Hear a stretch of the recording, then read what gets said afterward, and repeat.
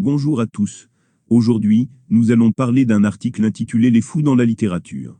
Il s'agit d'un extrait de la revue Le Temps daté de 1887 et écrit par Anatole France.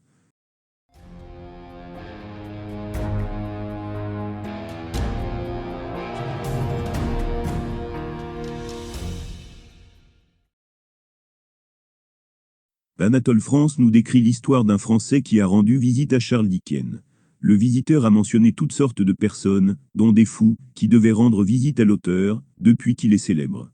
Le narrateur écrit que Charles Dickens aimait les fous. Il cite le personnage de Dick dans David Copperfield. Car Dick n'a que la raison du cœur, Anatole France le dit de bon conseil. Il assimile la bienveillance de ce personnage envers les autres, comme une sagesse. Il distingue la folie de la démence.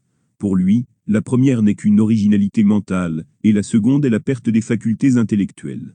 Anatole France nous raconte la folie d'un homme qu'il a connu durant sa jeunesse. Après la mort de son fils, cet homme s'habillait de toile à matelas.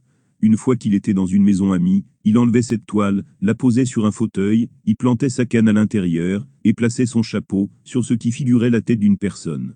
Après cela, cet homme redevenait raisonnable. L'auteur se rappelle que cet individu l'entretenait de divers sujets intellectuels. Il se souvient que cet homme était bienveillant et aimait rendre service. Ce fou avait une excellente mémoire et ne parlait jamais de son fils, comme s'il l'avait oublié. Il avait toujours la même humeur et était presque gai. Un jour, Anatole France l'a vu habillé correctement sans sa toile à matelas. Cet homme était triste et se souvenait de la mort de son fils. Il a été retrouvé pendu le lendemain. L'écrivain pense que les fous tels que Dick, ou l'homme de l'histoire qu'il vient de raconter sont peu nombreux. Paul Hervieux partage la même vision des fous que Charles Dickens. En effet, dans l'inconnu, cet auteur nous parle de folie, qui n'était finalement qu'un rêve. Anatole France est admiratif des détails sur la folie que M. Paul Hervieux apporte à son histoire. Selon le narrateur, il y a des fous qui ne font pas beaucoup de mal, mais il est impossible aux hommes de ne faire aucun mal. Anatole France cherche la définition de la folie dans un dictionnaire, et ce qu'il lit ne le satisfait pas, car cela manque de sens. La définition souvent retenue d'un fou est une personne qui ne pense pas comme nous. Pour lui, les fous se représentent le monde d'une certaine manière et les gens sensés d'une autre manière. D'après l'écrivain, aucune des deux visions n'est vraie ou fausse. Le narrateur nous raconte une autre histoire.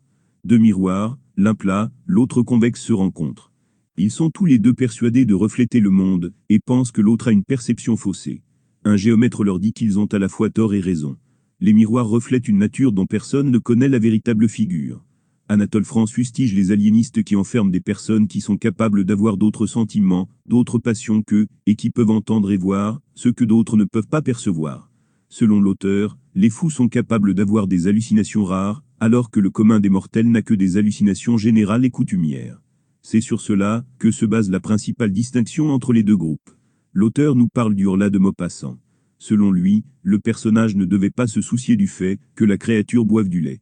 En effet, en buvant, la créature invisible serait devenue visible, car le liquide aurait circulé dans son corps. Anatole France pense qu'il est plus absurde de penser qu'il n'existe pas d'être invisible que de penser le contraire.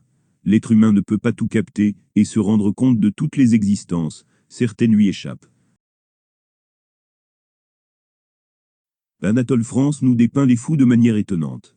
Au lieu de nous donner une image négative, il nous offre sa vision qui est pleine de sensibilité et de tendresse envers ces personnes. Il étaye ses arguments par des exemples. Il nous cite des histoires qui ont réellement existé. C'est le cas de l'homme qui a rendu visite à Charles Dickens, et de l'homme qui s'habillait, avec de la toile de matelas. Pour le premier cas, il s'agit d'une histoire rapportée, tandis que la seconde a été vécue par l'auteur. Il nous conte aussi des histoires fictives, celle de Dick dans David Copperfield, celle de l'inconnu de Paul Hervieux, l'histoire des deux miroirs et l'Horla de Maupassant.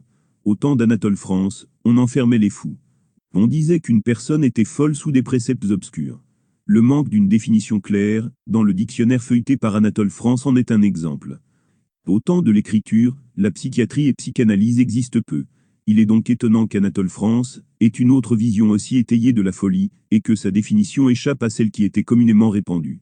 Il donne bien des qualités à certains fous tels que la raison du cœur, la bienveillance, le maintien des fonctions intellectuelles, le maintien de la mémoire, ou encore le besoin de rendre service. France sépare les hommes en deux groupes, et nous explique en quoi les individus deux ensembles diffèrent. D'un côté, nous avons les hommes sains. France sépare les hommes en deux groupes, et nous explique en quoi les individus des deux ensembles diffèrent. D'un côté, nous avons les hommes sains. France nous dit que les individus de ce groupe ont aussi des hallucinations, mais que ces hallucinations sont communes. De l'autre côté, nous avons les fous. France nous dit qu'ils ont eux aussi des hallucinations. Ce qui les différencie du premier groupe est que leurs hallucinations sont plus rares. Les fous ont donc des capacités hors du commun. Donc la principale caractéristique des fous est l'excès et la rareté de leur perception. Certaines manières d'être suffisent aux aliénistes pour diagnostiquer la folie.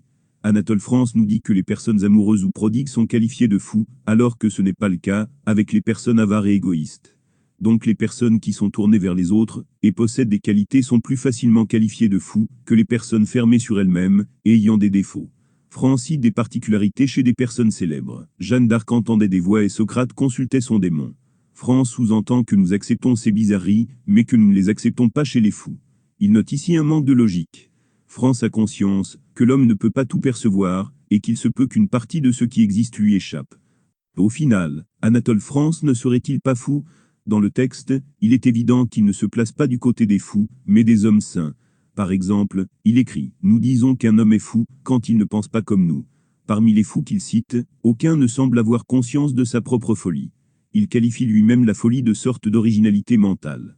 En écrivant ce texte, Anatole France fait lui-même preuve d'originalité mentale. Cette compréhension des fous dépasse celle admise en 1887 et fait de lui un homme, avec des perceptions au-delà du commun. Pendant que j'écris, un acacia balance à ma fenêtre, ses branches légères et fleuries, et je me répète à moi-même ce distique d'un poète de l'anthologie. Asseyons-nous sous ce bel arbre, il sera doux de converser à l'ombre. Un bel arbre, et de calmes pensées, qu'y a-t-il de meilleur au monde? Mon acacia, que la brise agite doucement, répand jusque sur ma table, la neige parfumée de ses fleurs. Sous cette agréable influence, il m'est impossible de me défendre d'une véritable sympathie pour les fous qui ne font pas beaucoup de mal. Quant à n'en pas faire du tout, cela est bien défendu aux hommes, fous ou sensés. Il n'existe aucun moyen de vivre sans nuire. Il ne faut point haïr les fous. Ne sont-ils pas nos semblables? Qui peut se flatter de n'être fou en rien?